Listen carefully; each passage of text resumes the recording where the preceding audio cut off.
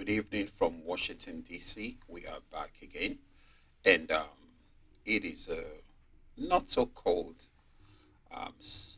Monday evening in Washington, D.C. This is going to be the continuation of the games that I played at the U.S. Masters, I think about a week ago in Charlotte, North Carolina. The event was won by Fabiano Caruana with a score of 8 out of 9. Very impressive. It was a clear first position. So this is the recap of the games that I played during this tournament. So today I'm going to be giving you the games from my fourth and fifth round. Yes, in my fourth round I played International Master Tamas Petenyi. I think it's from probably Hungary, something like that. I can't remember. And on the fifth round I played against Steve Wongso, FIDE Master Steve Wongso. He's a young American kid. So um, we are going to get right into it. The first game I was on the white side of a modern kind of defense, yeah. Modern when you have the D6, G6, D6 setup.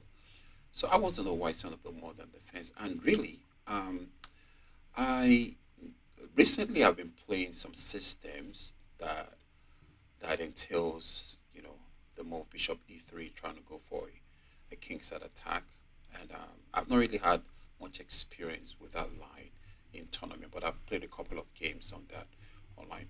Anyway, that being said, let us get right into it. So the move started with E4. You played G6, D4.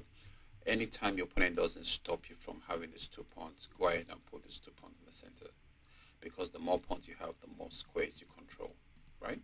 So Bishop G7, Knight to C3, D6, Bishop to E3. The idea of Bishop to E3 is to Queen to D2 and castles long, and then start to attack while black on the king side.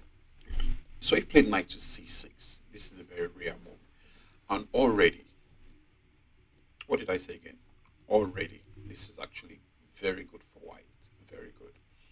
So I play Queen to D2. He plays E5.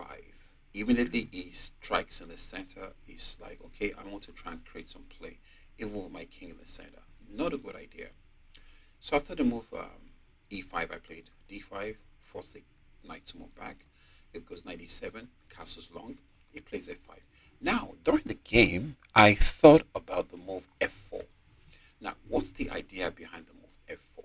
The reason why I wanted to move the pawn to F4 is because I'm already castled. My king is safe. Even I'm yet to develop my other two minor pieces, the knight on G1 and bishop on F1.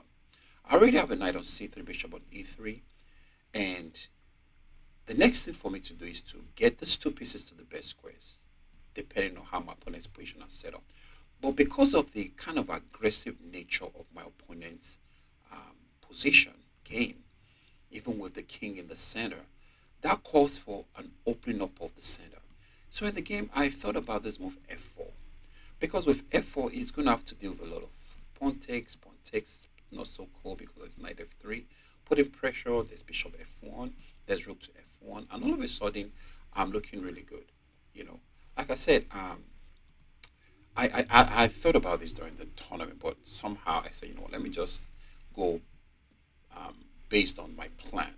And what was my plan here? Just to play F3, to play F3, maybe H3 and G4, try to attack. So one thing I learned in this situation is it's so important for you to always be flexible anytime you're playing a game.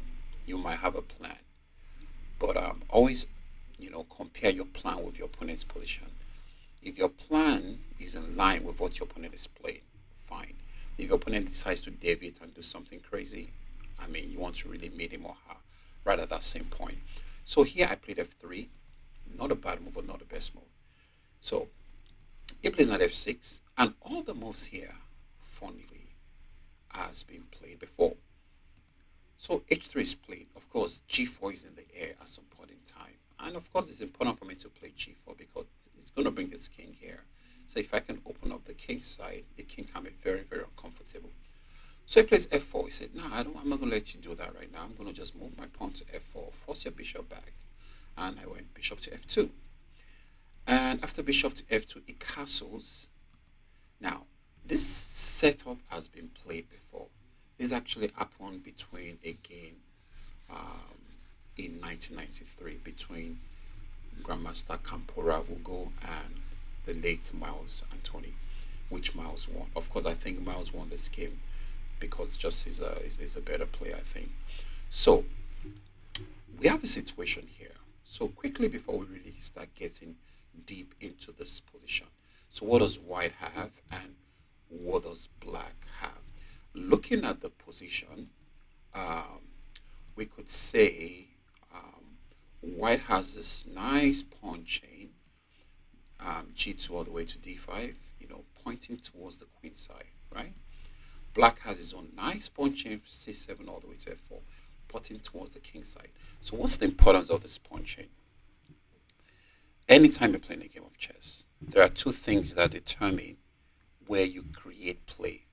When I say create play, that means you either have a pawn play where you have your pawns coming in contact with your opponent's pawns, or you have a piece play where you have your pieces coming in contact with your opponent's pieces.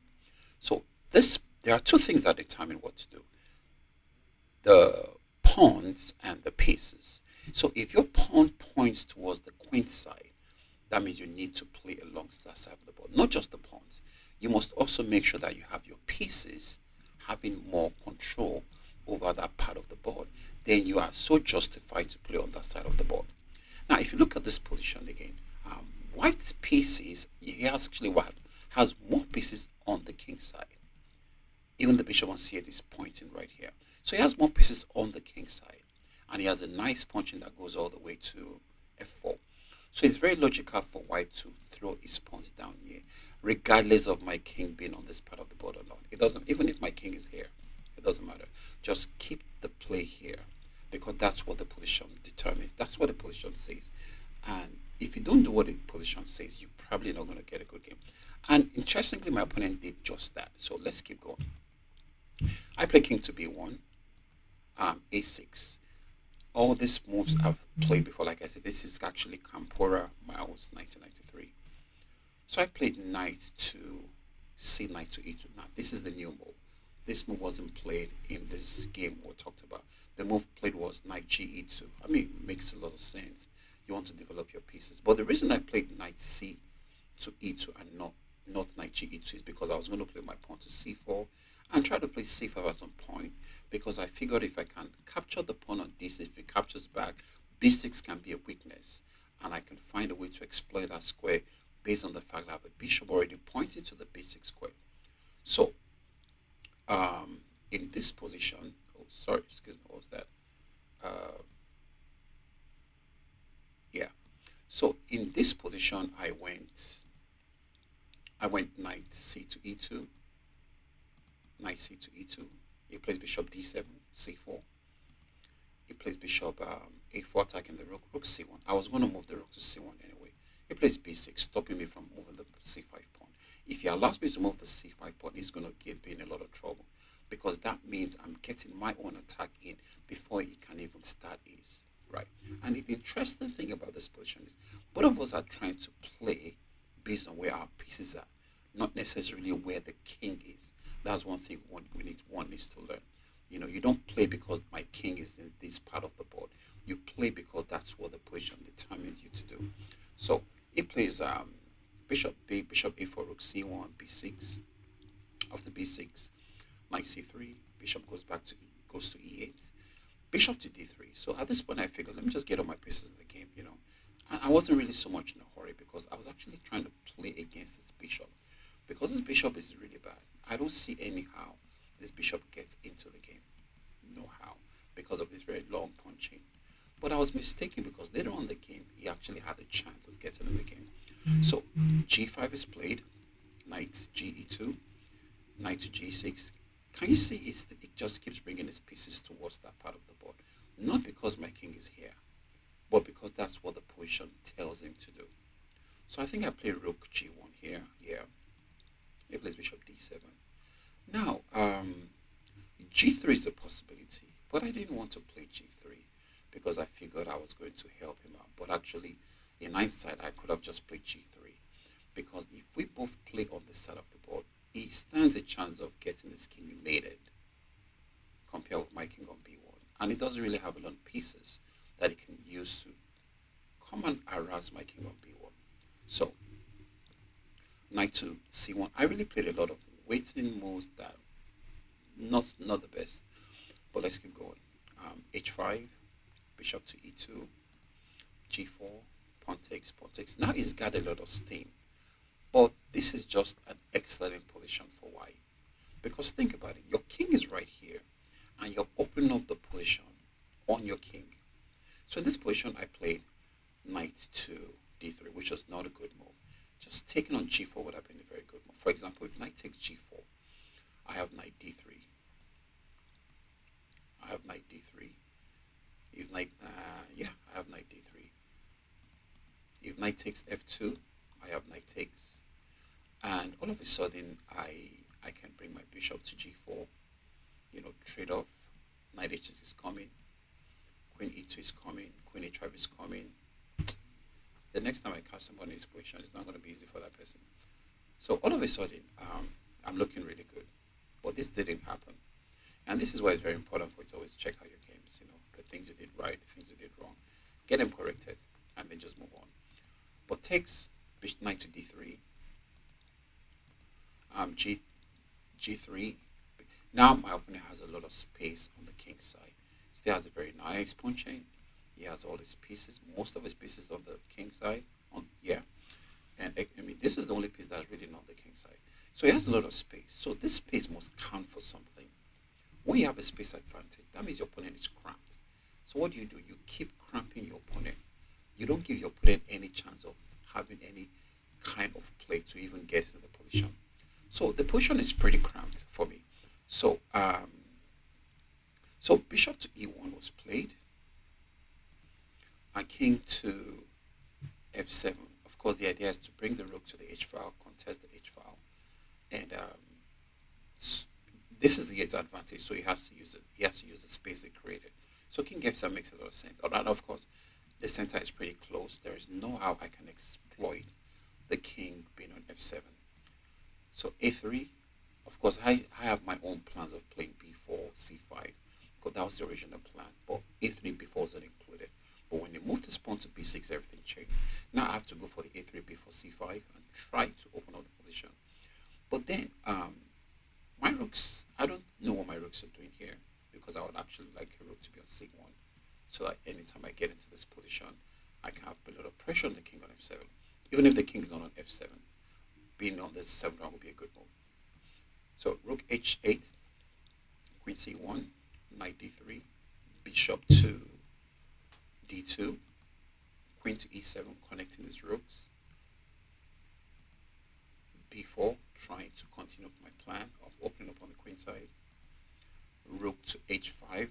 The idea is to double up his rooks on the h file.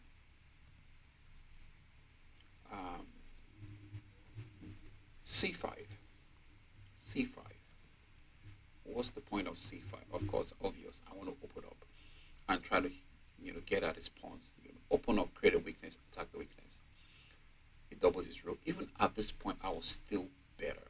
White was still better in all this position. Rook h to c8. Rook a2, h8, sorry. Captures back. I made so many. After the knight e1, white is in trouble. As in, white is in trouble. As the black is better. After the knight to e1. So I pretty much wasted a lot of time, thinking I have all the time in the world. And I keep saying this. Why I came up with this idea is I figured this bishop can never get in the game. But I was wrong, because later on, I just saw the queen move back. Bishop started moving this way. And once bishop gets here, it's going to be a problem for me on g1. Anyway, let's keep going. Rook to f1, knight d3, and knight g6, sorry. Rook to g1, rook h7, putting pressure on my pawn. And I'm going to say this again. It makes a lot of sense for him to play on the side of the board. Why? Because that's where he has a space advantage, 1.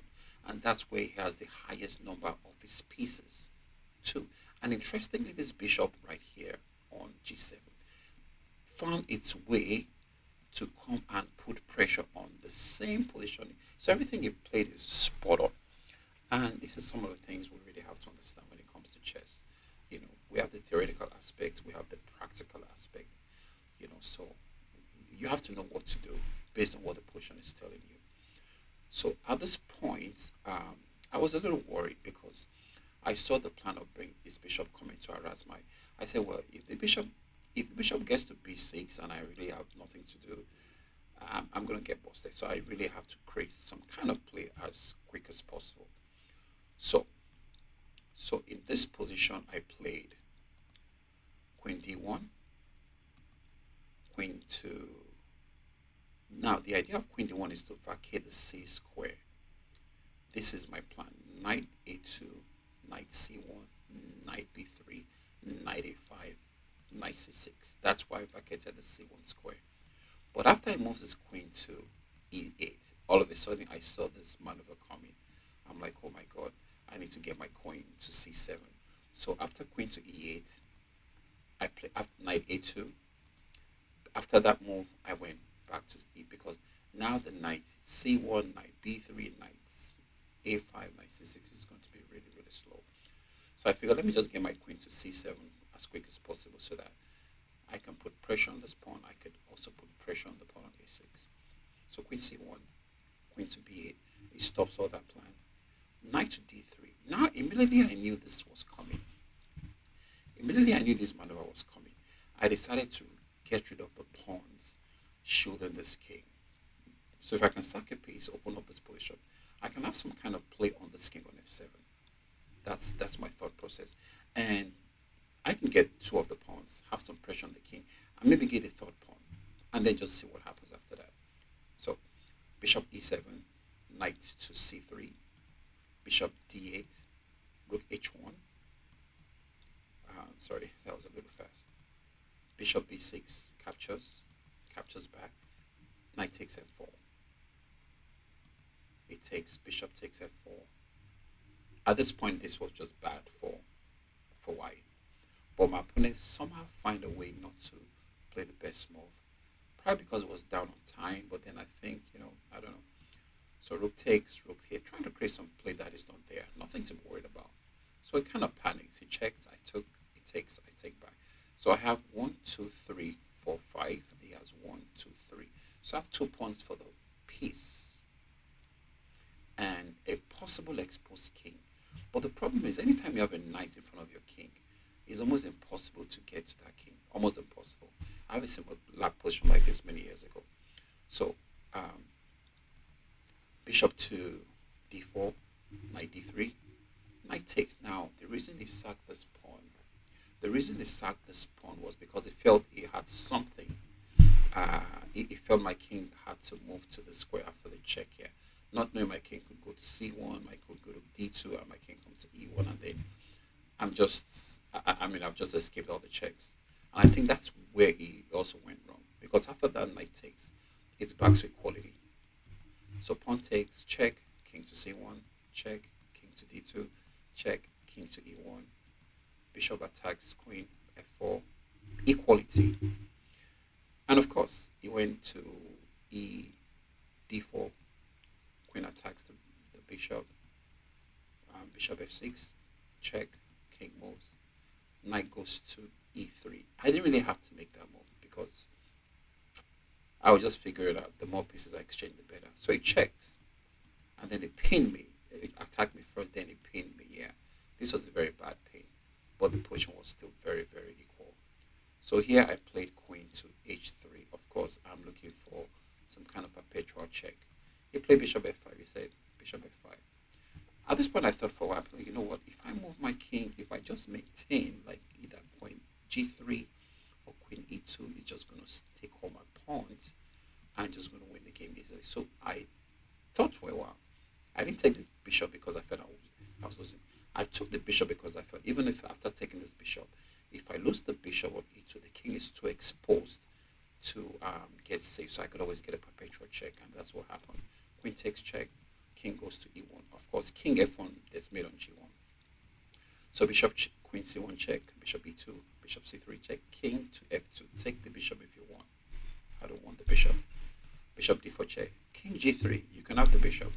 You take the bishop, check, check, check. That was a bad move. So interesting. I felt The position is so open that no matter what it does, I had to go to h7 check. So if it goes to g7, then I have queen f5 check. So if it comes to f6, just go back to h7 check. So that's what I should have done. But instead, I felt no matter what, I was going to get a draw.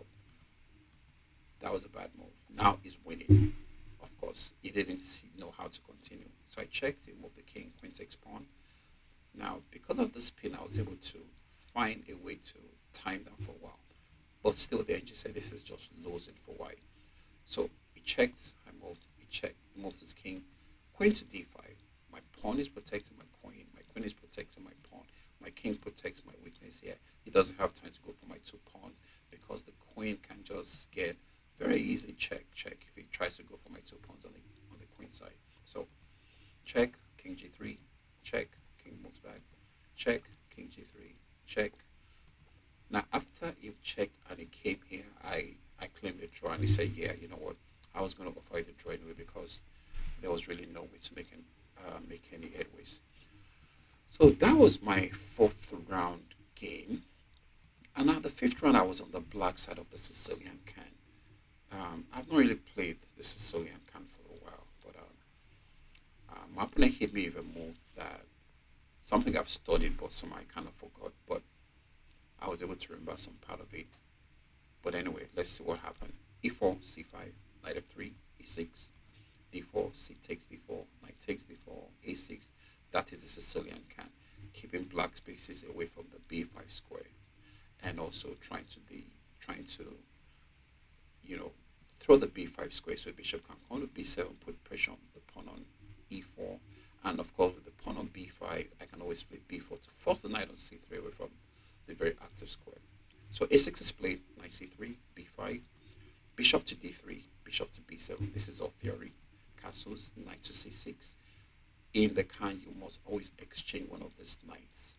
Knight to c6. Captures, bishop captures back. Rook to e1. Queen b8 is the right move. What's the point of queen b8? Sorry, let me go back. What's the point of queen b8? The idea is bishop to d6, putting pressure on h2. Now, if g3, we have h5, h4, which is very strong for black. Now, if h3, everything is still calm, nothing much to expect. But then white just develops his pieces, either knight f6, sorry, black, either knight f6 or knight e7. So after the move a4, which is also possible, b4 is played, knight d5. Of course, I cannot take right here because pawn takes, it gets its piece back, king is stuck in the center, and black is just really pretty much messed up. So bishop to d6, pressure on h2. He plays h3, knight to e7. All this is theory. I've seen all this before. Actually, this position has been played before. There was Nevedishny and Kamsky. This was 2016. And also we have Arishenko versus Ganoshvili. This has been played before 2015. So it's a popular position. Now, the move he played in this position I haven't seen before, which is actually the top move for the NG, was queen to g4. I have never seen this move. Normally, it's always like knight takes. I've seen knight takes, bishop takes, queen g4, and then I can castle. Bishop h6 doesn't work because I have bishop to f6, and black is okay. So he hit me with the move queen g4. I was like, wow, okay, I haven't seen this before. But anyway, we still have to play chess. So I played knight g6, bishop b6. The idea is knight b6, put pressure on the rook on a8. And at this point, he has a slight advantage. So I have to really tread very careful in this position. So I castled. After castling, he plays knight b6. I hit him with knight e5 because I figure out if I have to move this rook away from the a file, I'm going to lose this pawn, and I don't want to lose the a pawn. So I needed to get rid of this bishop before any kind of shift on my position. So I hit him with the in-between of knight e5. He plays queen g6. Sorry, he plays queen h5. I played g6. He plays queen h4, which is not a good move. Not a good move. So knight takes d3 is played. He takes back. Queen d8. Now I have enough time to move the rook away from the attack without having to worry about the pawn on a6 falling. He played queen h6. I play rook to b8. He plays knight to c4, attacking my bishop. Bishop has to come to e7. It's very important for me to bring my bishop to e7, especially with the weak dark squares around my king. anytime you have a weak dark square or a weak light square, you have to find a piece to defend the square, because if you don't, you're going to get in trouble. So bishop e7 was played. Now, after bishop to e7, it plays e5. I have two choices here during this game. I thought about making the move d5, but I figured, what if it doesn't play? I'm just blocking my bishop. Then the other choice is moving the pawn f5. If it doesn't capture, I still have my bishop looking good, and I can always continue with the move f4, if possible, or I could just move my rook to f7, bring the bishop to harass the queen, rook to g7, and then just try to attack him here. My bishop here must count for something. So I played f5, he captured immediately, I captured my bishop. They played bishop c5, I played bishop to e7, he captures, I captured back. He plays queen to d6, e3, sorry. I play rook f5, what's the point? Double the rooks on the f5, put pressure on f2. So he plays knight to e5. In this position, I was actually trying to keep this bishop alive. I said, you know what? I'm not really going to do that. I don't want to waste any time. I'm going to start putting pressure on this position. So I played queen to d6. The idea is anytime it takes, I take with the queen, I can always bring the rook here to put pressure on the weak pawn on f2. And of course, anytime you get into the endgame, black always kind of have some kind of advantage in the Sicilian. Anytime it gets to the endgame, black always have some kind of advantage, unless white just has a huge advantage, either material or otherwise. So I think it plays b3. I really don't like that move, because now c3 is a weak square. Even though the engine says even, I was really confident in this position that, you know what, I'm going to try to outplay my opponent, even though my opponent was about 20 points higher than me. So I play rook f8, it takes the bishop, I take back, plays g3, queen to c3, putting pressure on b3, pressure is coming on d3. So he plays pawn push, I said that's good. At this point the engine says, hey Dapsy, advantage you. I said, okay, let's take control of the c file. I mean, that makes a lot of sense. He plays king b1. Now that's an Ole Mari move, because in the game I think I was threatening something like, yes, in the game I was threatening something like rook here to put pressure here, but then it's going to hit me with this move. So if I take this, it's not a check, so it just takes check. I move my king, and then it takes this, and all of a sudden white is completely lost. So it made that king f1, which in Nigeria we call it an Ole Mari. That means it might not see. Let me create that threat. So after this rook move, it went to f1. I took the queen. It takes back. I attacked the weak pawn on d4. It defends with the rook, inactive rook on a1. I went to the 7th rank. Even though the engine said I have a slight edge, I was really confident in this game, based on the fact that he has a weak pawn on b3 and a weak pawn on d4. I said, couple of this to he's going to find it a little bit difficult to defend the position. So rook to d3 is played, king f7, of course. Active king, central supremacy. Anytime you find yourself in the end game, you want to start moving your king towards the center of the board, because the closer your king is to the center of the board, the better positioning your king has, the better positioning for you to be able to win the game. So king f7 was played. He plays rook to e2. I said, no, I don't want to exchange pieces. Check. He moves his king. I went to e7. He plays f4, king, rook to d6. The idea is to bring my rook to exchange off one of his rooks. Tie this rook down to this pawn and that pawn. Get my king to d5. Bring the rook here. Because I always have a number of moves that can actually force him to shift his king, and I can just enter his position. So he plays rook back. I play rook to d5. He plays rook to e2. I play king d6. Now he moves his king to f3. I played rook to f5, threatening the check on f8 or on f1. He plays g3. I played pawn push, trying to exploit the fact the pawn is pinned to the king.